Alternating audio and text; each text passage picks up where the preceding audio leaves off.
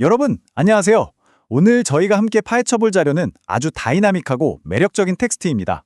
바로 갓 태어난 신생 무브먼트, 초대교회가 마주했던 최초의 생존 위협과 그 극복의 과정을 담은 사도행전 5장의 기록인데요. 이 이야기는 단순히 옛날 옛적 과거의 사건을 나열하는 게 아닙니다. 거룩함, 놀라운 기적, 그리고 그 어떤 것으로도 막을 수 없었던 아주 강력한 믿음에 대한 흥미진진한 이야기를 우리에게 던져주죠.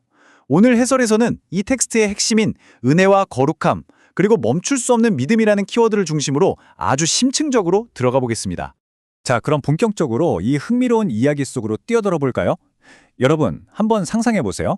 막 시작된 사랑과 은혜가 그야말로 넘쳐 흐르는 공동체에 갑자기 엄청난 위기가 닥칩니다. 투옥과 죽음이라는 아주 살벌한 위협이죠. 과연 이들은 어떻게 반응했을까요? 두려움에 무너졌을까요? 아니면 세상과 타협했을까요? 이 질문이 바로 오늘 이야기의 팽팽한 긴장감을 만들어냅니다. 오늘 살펴볼 내용은 외부에서 가해지는 지독한 핍박과 내부에서 터진 치명적인 실패, 이 두 가지 거대한 폭풍을 초대교회가 어떻게 헤쳐나갔는지를 아주 생생하게 보여줍니다. 먼저 살펴볼 첫 번째 파트는 바로 초대교회가 가졌던 두 가지 핵심적인 측면입니다. 세상의 모든 위대한 건축물이나 철학처럼 이 위대한 공동체도 아주 섬세한 균형 위에 서 있었거든요. 그 아슬아슬하고도 위대한 균형이 뭔지 한번 살펴볼까요? 만약 어떤 공동체에 사랑만 있고 거룩함에 대한 기준이 하나도 없다면 그곳은 곧바로 무질서해지고 무너져 내립니다. 반대로 거룩함과 엄격한 잣대만 들이밀고 따뜻한 사랑이 없다면 숨막혀서 아무도 다가가기 힘든 아주 차가운 곳이 돼버리겠죠. 이 자료가 보여주는 놀라운 점은 초대교회가 그토록 폭발적인 생명력을 가질 수 있었던 이유가 바로 이 부드러운 사랑과 은혜, 그리고 절대적인 경애와 거룩함이라는 두 마리 토끼를 동시에 꽉 붙잡았기 때문이라는 겁니다. 그런데 말이죠. 이 완벽해 보이던 균형에 금이 가기 시작합니다. 두 번째 섹션, 바로 내부에서 터진 위기, 거짓과 위선입니다.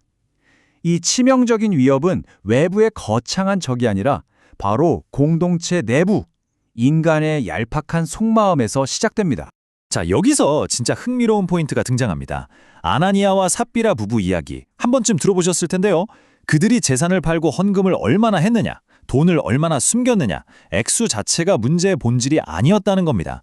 핵심은 완전한 종교적인 쇼를 했다는 거죠.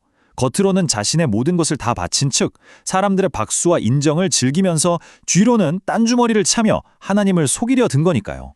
겉은 번지르르 했지만 속은 완전히 썩어 있었던 겁니다. 그때 베드로가 그들의 숨겨진 위선을 꿰뚫어보며 아주 묵직한 돌직구를 날립니다. 네가 사람에게 거짓말한 것이 아니요 하나님께로다. 와, 정말 소름 돋지 않나요? 여기서 분명해지는 건 성령은 무슨 추상적인 에너지나 힘이 아니라 우리의 속마음 가장 깊은 곳까지 감찰하시는 인격적인 하나님이라는 사실입니다. 진정한 믿음은 화려한 포장지가 아니라 하나님 앞에서의 절대적인 진실함이라는 걸 이보다 더 명확하게 보여줄 수는 없겠죠. 안에서의 불을 껐더니 이번엔 밖에서 불이 납니다. 세 번째 파트, 핍박과 시기심이라는 외부의 위협입니다. 여기서부터 이야기의 전개가 아주 숨막히게 빨라집니다. 당시에 사도들을 통해 수많은 사람들이 치유받는 엄청난 일들이 벌어지고 있었어요. 자료에서는 이게 단순한 마술쇼 같은 게 아니라 하나님의 통치가 물리적으로, 영적으로 진짜 뻗어나가고 있다는 부인할 수 없는 명백한 증거였다고 강조합니다.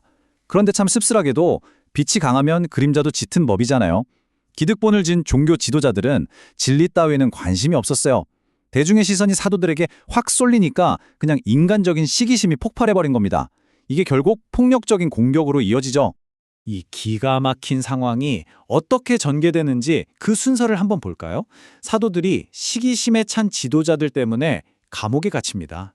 그런데 그날 밤 천사가 나타나 기적적으로 빼내주죠. 그리고 빨리 도망쳐라가 아니라 가서 다시 생명의 말씀을 전해라 라는 명령을 내립니다. 그래서 사도들이 어떻게 했죠? 다음날 날이 밝자마자 보란듯이 멈추지 않고 다시 성전으로 가서 설교를 시작합니다. 와, 진짜 인간의 알량한 힘이나 감옥 따위로 복음을 가두려는 시도가 얼마나 우스꽝스럽고 소용없는지짐지를 완벽하게 보여주는 통쾌한 장면입니다. 이제 이 텍스트의 진짜 하이라이트, 가장 극적인 절정으로 넘어갑니다. 네 번째 파트, 사람보다 하나님께 순종. 사도들이 또다시 체포되어 권력자들 앞에 서게 되거든요. 공의가 사도들에게 입을 다물려고 아주 엄중히 경고했을 때 베드로가 이렇게 받아칩니다. 사람보다 하나님께 순종하는 것이 마땅하니라. 당대 최고의 권력 앞인데도 한치의 물러섬이 없죠. 참된 기독교 신앙이라는 게 세상에 맹목적으로 반항하는 무질서가 아니라 어떤 인간의 권위나 위협보다 하나님의 진리를 최우선에 두는 압도적인 순종이라는 걸 말해주고 있습니다. 진정한 용기가 뭔지 뿜어져 나오는 순간이죠. 바로 그 팽팽한 긴장감 속에 가말리엘이라는 아주 존경받는 인물이 등장합니다. 이분이 분노로 이성을 잃은 지도자들에게 아주 뼈있는 일침을 던집니다. 이게 하나님께로부터 났으면 너희가 절대 못 무너뜨린다. 인간의 얄팍한 노력과 권력으로는 진짜 하나님의 역사를 완전히 막아설 수 없다는 엄청난 영적 통찰이었죠. 이 조언 덕분에 사도들은 죽음의 위기를 간신히 넘깁니다. 자, 이 다음 장면이 정말 이 자료가 보여주는 기가 막힌 반전입니다. 죽음은 면했지만 사도들은 엄청나게 매를 맞고 풀려나거든요. 일반적인 인간의 논리라면 피투성이가 된 채 억울해하고 절망해야 맞잖아요. 그런데 이 사람들의 실제 반응은 우리 상식을 완전히 초월합니다. 예수님의 이름 때문에 고난받을 자격이 있는 사람으로 여겨졌다고 진심으로 기뻐하면서 나옵니다. 고통을 영광으로 씹어먹어버린 도무지 인간의 머리로는 이해할 수 없는 영적인 승리의 장면인 거죠. 지금까지 쭉 살펴본 내용을 싹 모아보면 세상을 완전히 뒤집어 놓았던 이 초대교회의 진짜 위력이 뭔지 답이 딱 나옵니다. 화려한 건물, 막대한 재정, 빵빵한 정치적 백업 전혀 아닙니다. 바로 성령의 임재, 타협 안 하는 진리, 철저한 거룩함, 죽음 앞에서도 굽히지 않는 담대함, 그리고 생명을 나누는 사랑. 바로 이 5가지 영적 기둥이 어떤 위협에도 무너지지 않았던 그들만의 진짜 무기였습니다. 그럼 이제 시선을 현재로 돌려보죠. 마지막 5번째 파트. 이 옛날 기록이 오늘날 우리 삶과 도대체 무슨 상관이냐 하는 부분입니다. 단순한 과거의 지식을 넘어서 우리에게 던지는 날카로운 질문들을 마주해 보겠습니다. 가장 먼저 스스로에게 이렇게 물어봐야 합니다. 나는 지금 하나님 앞에서 진짜 진실한가? 오늘 우리가 보았듯이 아무리 그럴싸하게 화려한 포장지로 감싸도 위선으로는 결코 하나님을 속일 수 없습니다. 사람들 눈치 보며 만들어낸 껍데기 신앙, 형식만 남은 경건은 다 걷어내고 내 마음 가장 깊은 곳의 민낯을 솔직하게 점검해봐야 한다는 아주 묵직한 과제를 우리에게 던져줍니다. 이어서 조금 더 아픈 질문을 하나 더 던져볼게요. 아나니아와 삽비라가 결국 죽음에 이르게 된 그 치명적인 위선의 덫에 혹시 우리도 슬쩍 발을 걸치고 있는 건 아닐까요? 내가 내리는 결정, 나의 선행, 내 신앙생활의 동기가 사람들의 시선과 인정인지 아니면 오직 하나님의 불꽃 같은 시선인지 진짜 냉정하고 진지하게 돌아보게 만듭니다. 그리고 아까 공회 앞에서도 당당했던 사도들의 그 압도적인 담대함 보셨잖아요? 세상의 기준이 우리를 강하게 짓누르고 타협하라고 압박할 때 우리는 어떻게 반응하고 있나요? 당장 불이익이 뻔히 보이는 상황 속에서도 두려움에 떠는 대신 진리를 향한 순종을 선택할 용기가 나에게 있는지 이 자료는 끊임없이 우리를 압박하며 묻고 있습니다. 현대 사회를 보면 모든 걸 품어주는 따뜻한 사랑과 은혜만 너무 강조하는 경향이 좀 있죠. 하지만 오늘 텍스트가 분명하게 경고하는 건 이겁니다.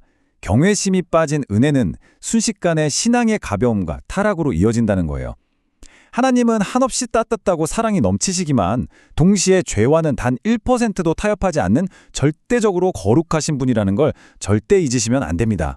자, 이제 오늘 해설을 마무리하면서 여러분 마음속에 계속 맴돌 진짜 도발적인 질문 하나 남기겠습니다. 매를 맞고도 기뻐하며 뛰어나갔던 그 사도들처럼 오늘 여러분의 일상과 삶의 모습 그 자체가 살아계신 하나님의 능력을 증명하는 부인할 수 없는 명백한 증거가 되고 있습니까? 초대교회가 보여주었던 그 놀라운 은혜와 거룩함, 그리고 멈출 수 없는 용기 있는 믿음이 오늘 나의 삶에는 어떤 폭발력을 가져다 줄지 깊이 한번 성찰해 보시길 바랍니다. 오늘 저희가 준비한 심층 해설은 여기까지입니다. 끝까지 함께 해주셔서 감사합니다.